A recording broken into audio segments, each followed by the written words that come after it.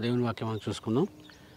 ఈరోజు కీర్తన గ్రంథము 139 అధ్యాయం 18 వచనం చూద్దాం.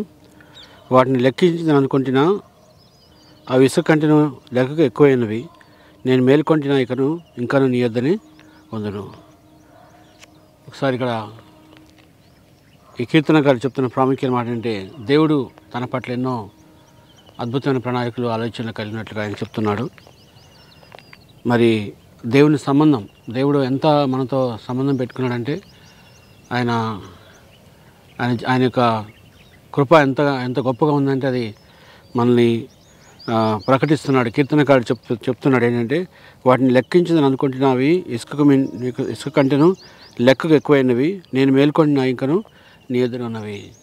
ఆయన పట్ల దేవుడు ఎన్నో ప్రణాళికలు కలిగి ఉన్నాడు. ఆయన చెప్తున్న ప్రాముఖ్యం ఏంటంటే, ఆయన ఎప్పుడు ఎడతెగనటువంటి పోషణ నా పట్ల కలిగి ఉన్నాడు. దేవుడు నా పట్ల ఎన్నో ఎడతెగనటువంటి పోషణ కలిగి ఉన్నాడు. అయినా సరే దేవుడు మరి గొప్ప ప్రణాళిక కలిగి ఉన్నాడు. అంత మాత్రం కాదు, కానీ ఆయన థాట్ఫుల్నెస్, ఆయన ఆలోచనలు ఒకే రీతిగా ఉన్నవి. ఆయన ఎప్పుడు మారలేదు. ఒకరోజు ఈ విధంగా, ఇంకో విధంగా కాదు, కానీ దేవుని ఆలోచనలు ఒకే రీతిగా ఉన్నవి. నా పట్ల ఆయనకున్న ప్రణాళికలు ఎంతో గొప్పవి, ఎంతో ఆశ్చర్యకరమైనవి. అవి నేను ఒకసారి అనుకుంటున్నా, నేను అనుకుంటున్నా, అవి ఇసుకను లెక్క ఎక్కువైనవి అంటున్నాడు. కొన్నిసార్లు నా గురించి ఆలోచిస్తే నేను మర్చిపోతున్నాను. కొన్ని విషయాలు నేను జ్ఞాపకం చేసుకున్న తండ్రి, అన్నిటినీ జ్ఞాపకం చేసుకోలేకపోతున్నాను. కానీ దేవుడు ఎప్పుడు కూడా మర్చిపోలేదు. నేను మర్చిపోతున్నానేమో, కానీ దేవుడు ఎప్పుడు మర్చిపోలేదు. ప్రతిదినము దేవుడు నా పట్ల ఎన్నో ప్రణాళిక కలిగి ఉన్నాడు, ఎన్నో ఉద్దేశాలు కలిగి ఉన్నాడు. కాబట్టి అటువంటి గొప్ప దేవుడిని కలిగి ఉన్నందుకే నిజంగా దేవునికి స్తుతిస్తున్నాను, స్తోత్రం చెల్లిస్తున్నాను. ఒకవేళ దేవుని చేసిన కార్యాన్ని జ్ఞాపకం చేసుకుంటే అవి ఇసుక కంటే ఎక్కువగా ఉన్నాయి అంటున్నాడు. అంటే ఆయన అవి ఇసుక కంటేను లెక్క ఎక్కువైనవి. కానీ దేవుడు ఎప్పుడూ నన్ను మర్చిపోలేదు. ప్రతి దినము, ప్రతి క్షణము దేవుడు నన్ను జ్ఞాపకం చేసుకున్నాడు. అందుకు దేవునికి మరొకసారి స్తోత్రం చెల్లిస్తున్నాను చెప్తున్నాడు ఆయన. కొన్నిసార్లు ఆలోచిస్తే అవి ఇసుక రేణులు ఎవరూ లెక్కించలేరు. దేవుని యొక్క ఆలోచనలు, ఉద్దేశాలు అంత గొప్పగా ఉన్నామని ఆయన చెప్తున్నాడు. వాటిని లెక్కించని అనుకుని అవి ఇసుక కంటెను లెక్క ఎక్కువైనవి. నేను మేలుకొంటినా ఇంకను నీ యొద్దనే ఉందును. ఒకసారి ఆలోచిస్తే దేవుని యొక్క కృపలో భద్రపరచబడ్డాను. నేను ఎటు వెళ్ళలేదు.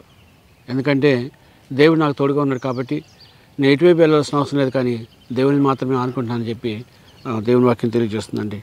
అందుకే మరొకసారి కీర్తనల గ్రంథం చూద్దాం. 121 అధ్యాయము 5వ వచనం చూద్దాం.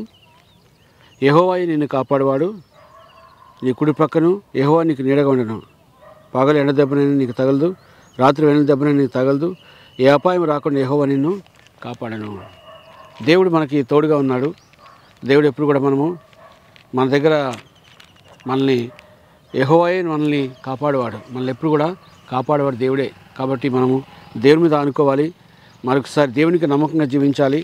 ఆయన ఉద్దేశాల ప్రణాళికలు మరి ఏమున్నాయో ఒకసారి మనం జ్ఞాపకం చేసుకొని దేవునికి ఇష్టంగా మన జీవితాన్ని మార్చుకుంటుంది. చాలా ప్రాముఖ్యమైనది.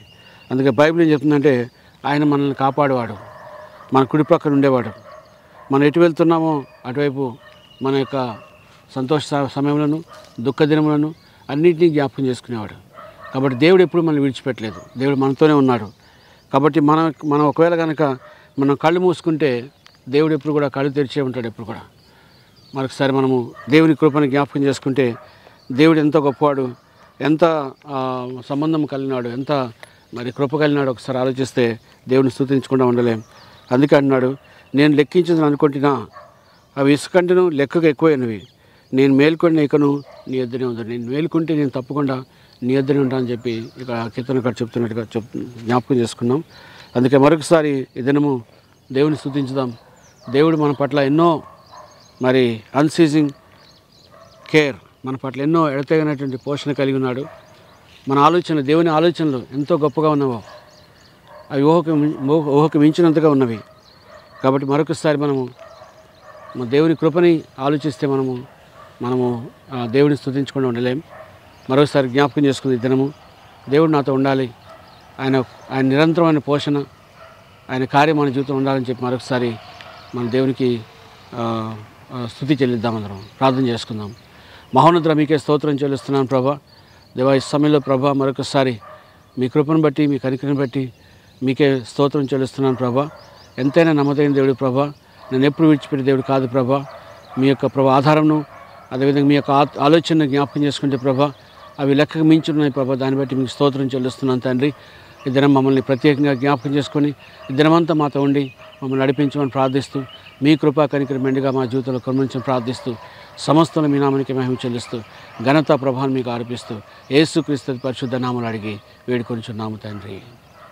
ఆమేన్. God bless you all.